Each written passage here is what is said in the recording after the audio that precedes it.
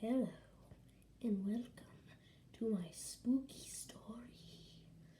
Today we will be seeing spookiness beyond your mind's comprehension.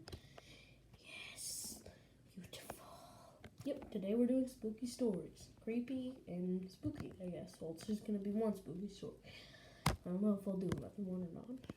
But anyways, just before we get started, I wanted to point out this story does have it is scary, and it does have a little teensy bit of blood in it. So, just so you know, this content might be a little bit scary for users like under the age of 9. So, with that, let's get started. Okay.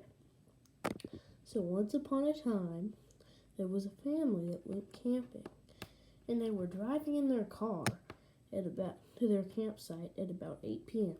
and they were around the checking area. There was a sign that said people were supposed to be there until 10 p.m., but when they got there, strangely enough, no one was there. So they began to move on. They began to move on through the woods, thinking that it probably just went home early. Now, strangely, all the campsites looked vacant except for one, but it looked a little bit fishy. For example, the tent was ripped up and the fire was barely lit, but no one was around it.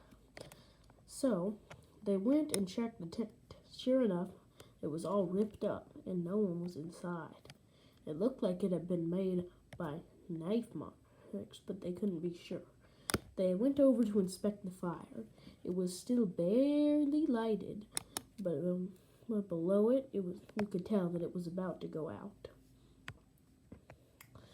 Then one of the boys went behind a tree and, to his shock, found a dead body with a sign and blood above it reading, "You're next." They thought that it was probably just a prank because, of course, they have to be stupid because it's a scary story. Everyone in scary stories is stupid. So they went back. So they decided to go to their designated campsite, which was the 10th. That one was the 9th.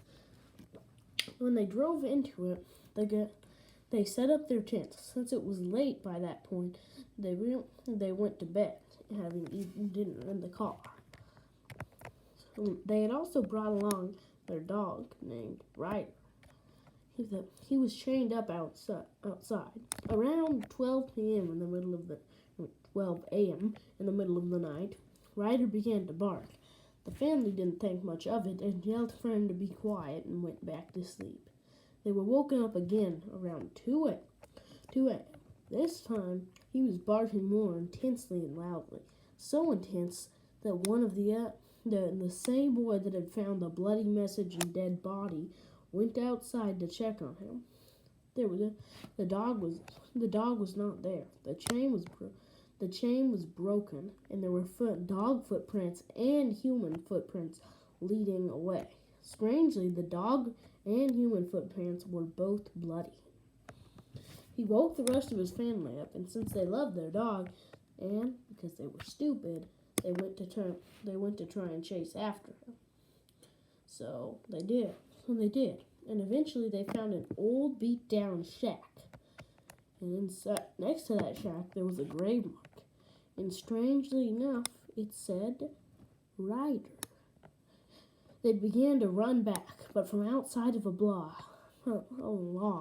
they found an old smiling man popped out. He said, "Are you ready to die?" He held out his knife. It was bloody. The family ran intensely back. First, the dad disappeared from behind them, then the mom, then the sister. The brother was the only one left. He barely managed to make it back to the campsite.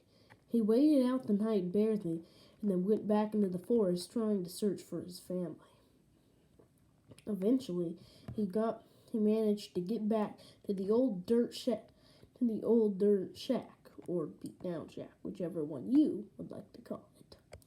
And next to it, there were there were more grape marks, but one had rider. The mom's name was Joanne. The dad's name was Davis, and the sister's name was Margaret. All the grape marks read their names in the order that they disappeared.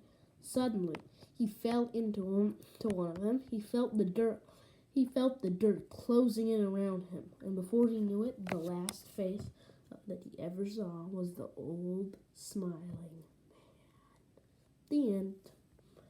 Alright, well, that's it for this video. This is my 5th one, so I hope you enjoyed it. I personally did like this scary story. I made it up a while ago, and it's pretty good. If you like the video, and subscribe if you want me to do another one. Probably I'll do some multiple ones for Halloween, which is coming up in a couple of months. So thanks for watching, and bye-bye.